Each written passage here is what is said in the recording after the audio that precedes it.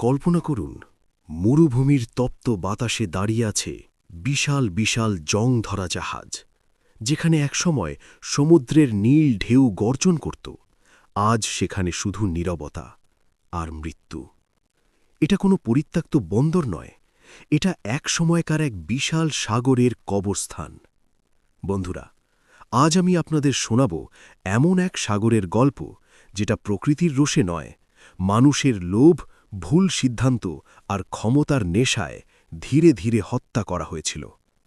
এই শুকনো সাগরের বুকে আপনি যদি মাত্র কয়েক সেকেন্ড দাঁড়ান, বাতাসে ভেসে থাকা বিষাক্ত ধুলো আপনার ফুসফুসে ঢুকে ক্যান্সারের মতো মারাত্মক রোগের জন্ম দিতে পারে। একটা জীবন্ত সাগর এমন সময় পার করেছে যেখানে এক ফোঁটা জলও ছিল না। তবে ২০২৫ সালের একটি রিপোর্ট কিছুটা আশার আলো দেখিয়েছে। কিন্তু প্রশ্ন হল, এটা কি শুধুই একটি প্রাকৃতিক দুর্যোগ ছিল, নাকি এর পিছনে ছিল একটি সুপরিকল্পিত মানবসৃষ্ট বিপর্যয়?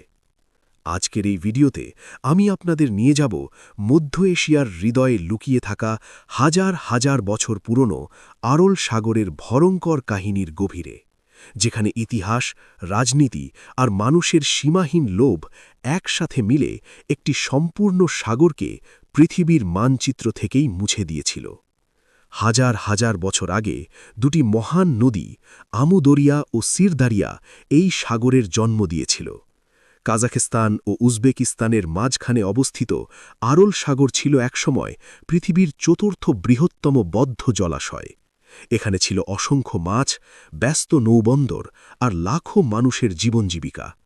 মরুভূমির মাঝে দাঁড়িয়ে থাকা এই সাগর ছিল প্রকৃতির এক অবিশ্বাস্য বিস্ময়। কিন্তু এই শান্ত জলের গভীরেই লুকিয়েছিল ভবিষ্যতের এক ভয়াবহ সংকট। ১৮৪৭ সাল। রাশিয়া তখন মধ্য এশিয়ায় নিজের আধিপত্য বিস্তারের পথে। একটি দুঃসাহসিক সিদ্ধান্ত নেওয়া হয়। বিশাল বিশাল যুদ্ধজাহাজ ভেঙে টুকরো টুকরো করা হয়। সেগুলো উট আর মানুষের পিঠে চাপিয়ে ১০০ কিলোমিটার মরুভূমি পাড়ি দিয়ে আরল সাগরের তীরে আনা হয়। সেখানে আবার জোড়া লাগিয়ে জলে নামানো হয় সেই জাহাজ। এই জাহাজগুলো শুধু লোহার কাঠামো ছিল না, এগুলো ছিল রাশিয়ার উচ্চাকাঙ্ক্ষা আর ভবিষ্যৎ রাজনীতির স্পষ্ট সংকেত। এই মুহূর্ত থেকেই আরল সাগরে রাশিয়ার আধিপত্যের সূচনা হয়। ১৯১৭ সালের বিপ্লবের পর সোভিয়েত ইউনিয়নের জন্ম হয়। নতুন শাসক জোসেফ স্ট্যালিন দেশকে দ্রুত শিল্প ও কৃষিতে পরাশক্তিতে পরিণত করতে চান। সেই সময় আন্তর্জাতিক বাজারে কার্পাসের চাহিদা ছিল আকাশছোঁয়া, যাকে বলা হতো হোয়াইট গোল্ড। স্ট্যালিনের কাছে বিষয়টা পরিষ্কার ছিল, শক্তি চাইলে কার্পাস উৎপাদন বাড়াতেই হবে।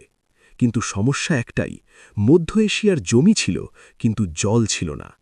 আর তখনই নেওয়া হয় এক ভয়ঙ্কর সিদ্ধান্ত।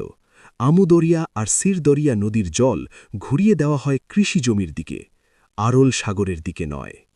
ঠিক সেই মুহূর্তেই আরল সাগরের মৃত্যুদণ্ড কার্যকর হয়ে যায়। ১৯৬১ সাল থেকে আরল সাগরের জলস্তর ধীরে ধীরে নামতে শুরু করে। প্রথমে ধীরে, তারপর ভয়াবহ গতিতে।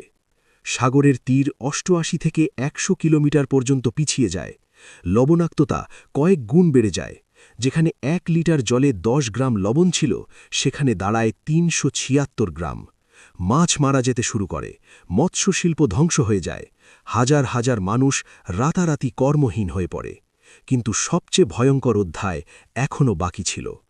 কার্পাস চাষে ব্যবহৃত ডিডিটি, ফসফেট, অ্যামোনিয়া দশকের পর দশক নদী আর সাগরের তলদেশে জমা হয়েছিল। সাগর শুকিয়ে যাওয়ার পর এই বিষাক্ত উপাদান ধুলোর সাথে মিশে বাতাসে ছড়িয়ে পড়ে। ফলাফল: শ্বাসকষ্ট, কিডনি ও লিভার ফেইলিয়ার, জন্মগত বিকলাঙ্গতা, ক্যান্সার। প্রায় ৫০ লক্ষ মানুষ এই দুর্যোগে সরাসরি আক্রান্ত হয়। আরল সাগরের মাঝখানে ছিল ভোজন রজনে দিনিয়া নামের একটি দ্বীপ। এটা ছিল সোভিয়েত ইউনিয়নের সবচেয়ে গোপন জৈব অস্ত্র গবেষণাগার। এখানে অ্যানথ্রাক্স, প্লেগ, স্মলপক্স নিয়ে ভয়ঙ্কর পরীক্ষা চালানো হতো। সাগর শুকিয়ে যাওয়ার পর এই দ্বীপ মূল ভূখণ্ডের সাথে মিশে যায়। আজও বিজ্ঞানীরা বলেন, এই মাটির নিচে মৃত্যু ঘুমিয়ে আছে। তবে গল্প এখানেই শেষ নয়। কাজাখস্তান সরকার এবং বিশ্বব্যাংক উত্তর আরল সাগর বাঁচাতে কোক আরল ড্যাম নির্মাণ করে। এর ফলাফল ছিল অবিশ্বাস্য। মাত্র কয়েক বছরের মধ্যেই জলস্তর বাড়তে শুরু করে, মাছ ফিরে আসে, নৌকা আবার জলে নামে। ২০২৫ সালের রিপোর্ট অনুযায়ী উত্তর আরল সাগরের জলস্তর ৪২% পর্যন্ত বেড়েছে।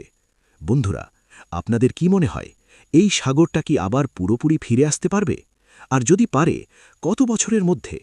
কমেন্টে আপনার মতামত জানাতে ভুলবেন না। ভিডিও ভালো লাগলে একটা লাইক দিন, বন্ধুদের সাথে শেয়ার করুন। এমন আরও সত্য ঘটনা জানতে চ্যানেলটি সাবস্ক্রাইব করুন। ধন্যবাদ।